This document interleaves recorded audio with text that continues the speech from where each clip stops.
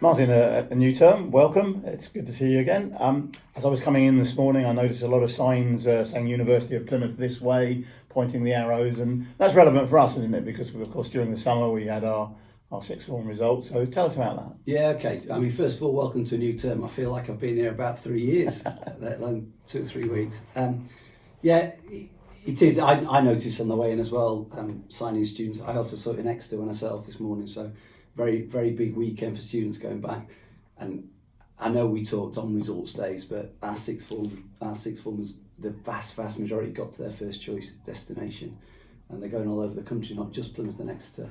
So big weekend for them, but only because the results were good enough to do that.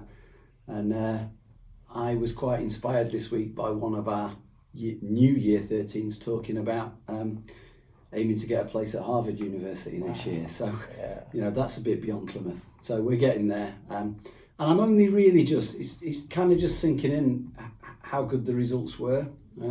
So particularly the Year 11 results, now that we've got a few more schools and a few more sets of data to compare ourselves with, you know, I said on the day I was really pleased, but I'm delighted because I feel it's a kind of vindication for what we're trying to do. So I think there's a sense amongst the staff that maybe we do know what we're doing, and it's starting to work, and I really believe that what we're doing is sustainable, so I can only see us carrying on improving. So it's great news.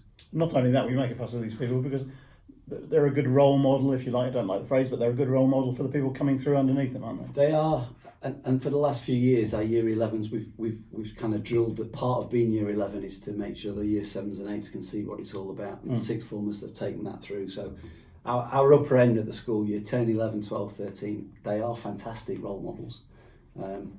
And we need to use them to try and get some of the younger years emulating and stepping up and acting in the same way as soon as we possibly can. You say at the other end. Now we had a big meeting this week. We had an open evening. Tell us what that was for. So we did two on the same night actually. We did a Year 7 a meeting for Year 7 parents with their tutors about how they'd settled in the first couple of weeks, and then we had the open evening, and it's the busiest we've ever been. I had to do 2 separate talks in the theatre to full theatres of people.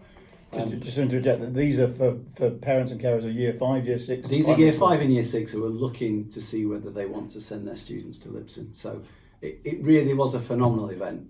So much energy from the student helpers and from the staff. We'll talk about them a bit more in a minute. But yeah, huge numbers of parents coming in, starting to hear about what we're doing. But that's only the start. We will now run tours of the school for the next 5-6 weeks, and we think it's that important. We'll chuck a huge amount of time and resource at that. So wherever possible, they'll only be in groups of about 3 families, 5 at the most, and they'll get to see us in action. I think that's really important as well. When you say in action, it's not staged, it's the normal school day.